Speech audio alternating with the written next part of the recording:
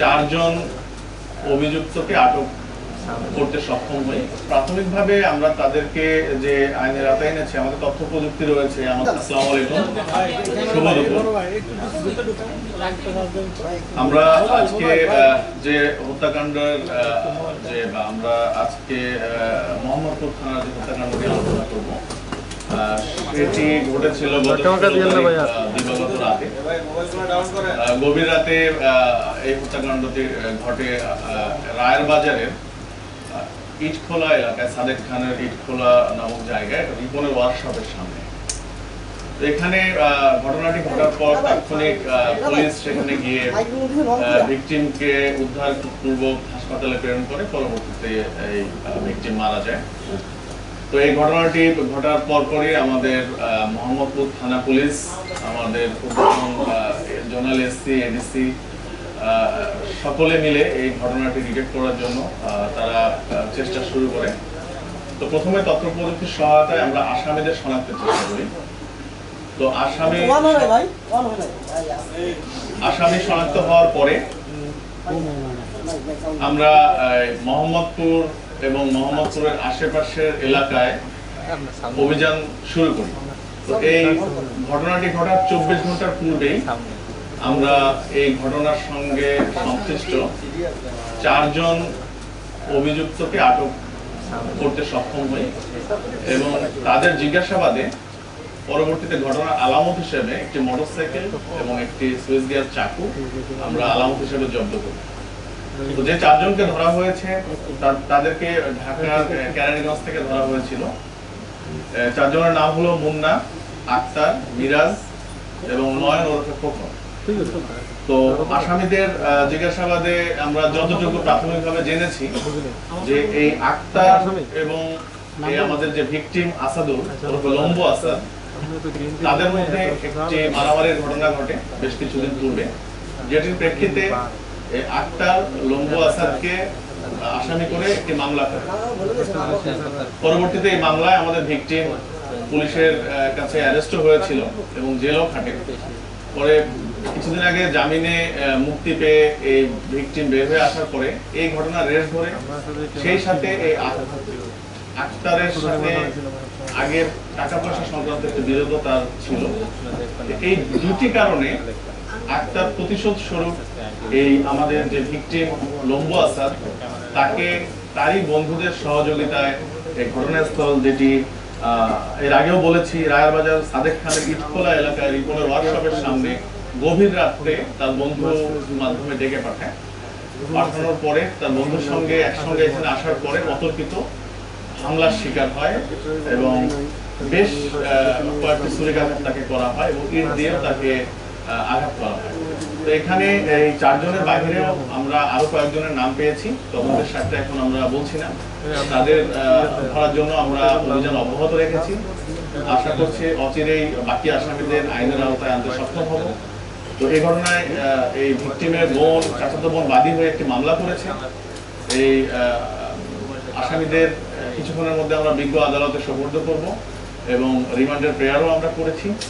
আর আসামিদের নামে, যে চারজন আসামিকে আমরা ধরেছি, আসামিদের নামে একাধিক মামলা রয়েছে এবং আমরা আশা করছি যে আসামিদের আমরা হয়তোবা সঠিক ইয়ে করতে পারবো, সঠিক আইনের আওতায় এনেছি। বাকি আসামিদের দ্রুত আমরা আইনের আওতায় এনে এই ঘটনার আমরা সঠিক মূল্যায়ন করব। এই যে ভিকটিম, এই ভিকটিম এবং আসামিরা পূর্ব পরিচিত এবং বেশ কিছুদিন আগে আক্তার, যে আসামি আমরা ধরেছি, এই আক্তারের সাথে একটি ঘটনা সম্পর্কে মারামারি হয় এবং মারামারিতে ভিকটিম এই মামলার আসামি ছিল। তো সে জামিনে মুক্তি পাওয়ার পরে আক্তারের যে রাগ ছিল তার প্রতি, এই রাগটি তখনও কমে না এবং টাকা পয়সা নিয়েও তাদের মধ্যে একটি বিরোধ ছিল। তো এই ভিকটিমকে তার বন্ধু, এরা সবাই তার পরিচিত, তার বন্ধুর মাধ্যমে এই গভীর রাতে এই জায়গাতে ডেকে আনা হয়।